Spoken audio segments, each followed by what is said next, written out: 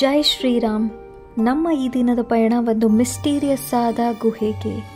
So welcome back to my YouTube channel. ಬನ್ನಿ mysterious ಗುಹೆಯಲ್ಲಿ ಏನಿದೆ ಅಂತ ನೋಡ್ಕೊಂಡು ಬರೋಣ.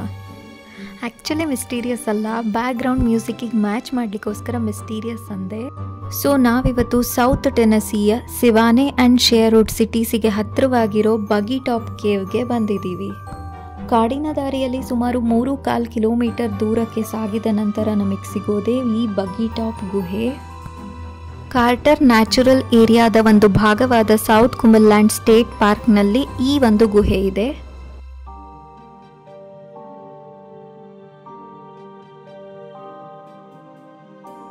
ಈ ಗುಹೆಗೆ 3 ಎಂಟ್ರೆನ್ಸ್ಗಳಿದೆ. ಮೊದಲನೇದು ಮೇನ್ ಅಥವಾ ಬಗಿ ಟಾಪ್ ಎಂಟ್ರೆನ್ಸ್, ಎರಡನೇದು second or great room entrance, ಮೂರನೇದು third or Peter cave entrance ಅಂತ. ಈ ಪೀಟರ್ ಕೇವ್ ಎಂಟ್ರೆನ್ಸ್ಗೆ ಇಂಡಿಯನ್ ರೂಮ್ ಅಂತ ಕೂಡ ಕರೀತಾರೆ. ಸೊ ನಮಗಿಲ್ಲೇ 2 ಎಂಟ್ರೆನ್ಸ್ ಸಿಕ್ತು. Left Peter entrance, right Buggytop entrance. ಈ 2 ಎಂಟ್ರೆನ್ಸಿಗೆ ಕಂಪೇರ್ ಮಾಡಿದ್ರೆ ಬಗಿ ಟಾಪ್ ಎಂಟ್ರೆನ್ಸ್ ತುಂಬ ಚೆನ್ನಾಗಿದೆ ಅಂದರು. ಸೊ ನಾವು ಬಗಿ ಟಾಪ್ ಕಡೆಗೆ ಹೊರಟ್ವಿ. ಇಲ್ಲಿ ನದಿ ಹರಿತಾ ಇರೋ ಥರ ಸೌಂಡ್ ಕೇಳಿಸ್ತಾ ಇತ್ತು.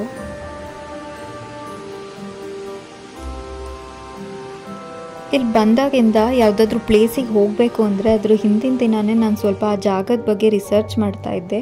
ಬಟ್ ಈ ಪ್ಲೇಸಿಗೆ ಹೋಗ್ಬೇಕಾದ್ರೆ ನನಗೆ ಗುಹೆಗೆ ಹೋಗ್ತೀವಿ ಅನ್ನೋದು ಗೊತ್ತಿತ್ತು, ಗುಹೆ ನೇಮ್ ಎಲ್ಲ ಗೊತ್ತಿರಲಿಲ್ಲ. ಸೊ ನಾನು ಈ ಜಾಗದ ಬಗ್ಗೆ ಅಷ್ಟೇನೂ ರಿಸರ್ಚ್ ಕೂಡ ಮಾಡಿರಲಿಲ್ಲ. ಬಟ್ ಸೇಫ್ಟಿಗೆ ಯಾವುದಕ್ಕೂ ಇರಲಿ ಅಂತ ಒಂದು ರೇಡಿಯಂ ಚಾಕು ತೊಗೊಂಡು ಹೋಗಿದ್ದೆ. ಆದರೆ ಅಲ್ಲಿ ಯಾರೋ ರಿಯಲ್ ರೈಫಲ್ ತೊಗೊಬಂದಿದ್ದು ನೋಡಿ ನನಗೆ ಸ್ವಲ್ಪ ಗಾಬರಿ ಆಯಿತು. ಮುಂದೆ ಹೋಗ್ತಾ ನಮಗೆ ವೈಲ್ಡ್ ಅನಿಮಲ್ಸ್ ಕೂಡ ಸಿಕ್ತು. ನೋಡಿ, ಇದು ಕಾಡಿನ ಹಲ್ಲಿ, ಕಾಡಿನ ಚಿಟ್ಟೆ. ಈ ಹಲ್ಲಿ ಜಿಯಾರ್ಜಿಯಾಲಿ ಸಮ್ಮರಲ್ಲಿ ನಾವು ನೋಡ್ಬೋದು. ಕೆಲವೊಂದೊಂದು ಹಲ್ಲಿಗಳು ತುಂಬ ವಿಷಕಾರಿಯಾಗಿರುತ್ತೆ, ಬಟ್ ಈ ಹಲ್ಲಿ ಏನು ಆಗಿಲ್ಲ. ಆದರೆ ಇದಕ್ಕೆ ತೊಂದರೆ ಕೊಟ್ಟರೆ ಖಂಡಿತ ಜನಕ್ಕೆ ಕಚ್ಚುತ್ತೆ. ಆದರೆ ವಿಪರ್ಯಾಸ ಏನು ಅಂದರೆ ಇದು ಜನಕ್ಕೆ ಕಚ್ಚುತ್ತಲ್ಲ, ಇದ್ರದ್ದು ಬಾಯಿ, ಇದ್ರ ಹಲ್ ಸಿಸ್ಟಮ್ಮೇ ಹಾಳಾಗುತ್ತೆ.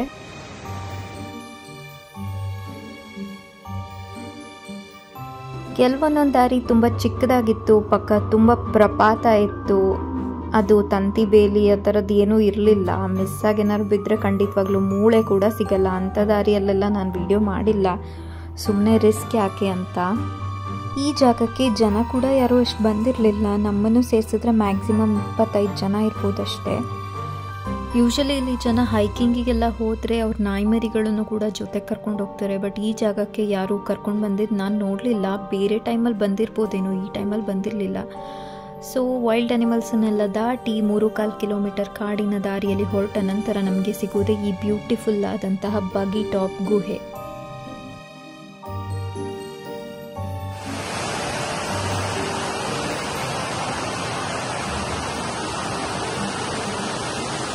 ಈ ಗುಹೆ ಒಳಗಿಂದನೇ ಲಾಸ್ಟ್ ಕೋವ್ ಕ್ರೀಕ್ ಅನ್ನೋ ಒಂದು ನದಿ ಹರಿತಾ ಇತ್ತು. ಬಿಗ್ ಸಿಂಕಿಂದ ಈ ಒಂದು ನದಿ ಎಂಟರ್ ಆಗುತ್ತೆ. ಬಿಗ್ ಸಿಂಕ್ ಅಂತ ಅಂದರೆ ಈ ಸೌತ್ ಕುಂಬರ್ಲ್ಯಾಂಡಲ್ಲೇ ಅದು ಒಂದು ಜಾಗ, ಅಂದರೆ ಈ ಗುಹೆಯಲ್ಲಿ ಅದು ಒಂದು ಜಾಗ. ಅಲ್ಲಿಂದ ಎಂಟರ್ ಆಗಿ ಈ ಬಗಿ ಟಾಪ್ನ ರೀಚ್ ಆಗುತ್ತೆ. ಸೌತ್ ಸೈಡ್ ತುಂಬ ಮೈಲಿಗಳಷ್ಟು ದೂರ ಹರಿದು ಟೆನಸಿಯ ನದಿಗೆ ಹರಿಯುತ್ತೆ. ಈ ಎಂಟ್ರೆನ್ಸ್ ಮುಖಾಂತರ ನಾವು ಗುಹೆ ಒಳಗೆ ಹೋಗ್ಬೋದು. ಬಟ್ ಗುಹೆ ಒಳಗೆ ತುಂಬ ಅಂದರೆ ತುಂಬ ಕತ್ಲೆ ಇತ್ತು. ನಾವು ಬ್ಯಾಟ್ರಿ ಕೂಡ ತಂದಿರಲಿಲ್ಲ.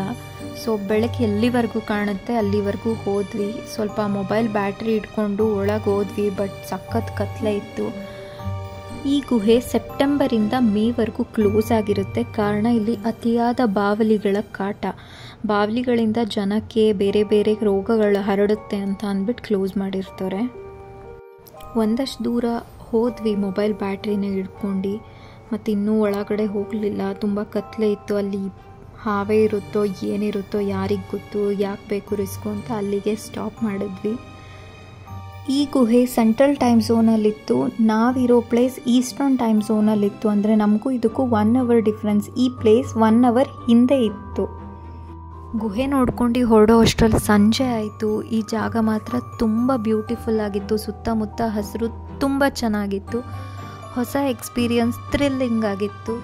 ನಾನು ವಿಡಿಯೋ ಮುಖಾಂತರ ಏನು ಹೇಳ್ತೀನಿ ಅಂದರೆ, ಈ ಥರ ಜಾಗಗಳಿಗೆಲ್ಲ ಹೋಗೋ ಮುಂಚೆ ದಯವಿಟ್ಟು ಆ ಜಾಗದ ಪೂರ್ವಾಪರ ಎಲ್ಲ ತಿಳಿದು ಬೇಕಾಗಿರೋ ಮುನ್ನೆಚ್ಚರಿಕೆ ಕ್ರಮಗಳನ್ನು ತೊಗೊಂಡು ನಿಮ್ಮ ಫ್ಯಾಮಿಲೀಸ್ ಅಥವಾ ಫ್ರೆಂಡ್ಸ್ ಯಾರಿಗಾರೋ ಅಟ್ಲೀಸ್ಟ್ ಒಬ್ರಿಗಾದರೂ ತಿಳಿಸಿ ಹೋಗೋದು ತುಂಬ ಒಳ್ಳೆಯದು.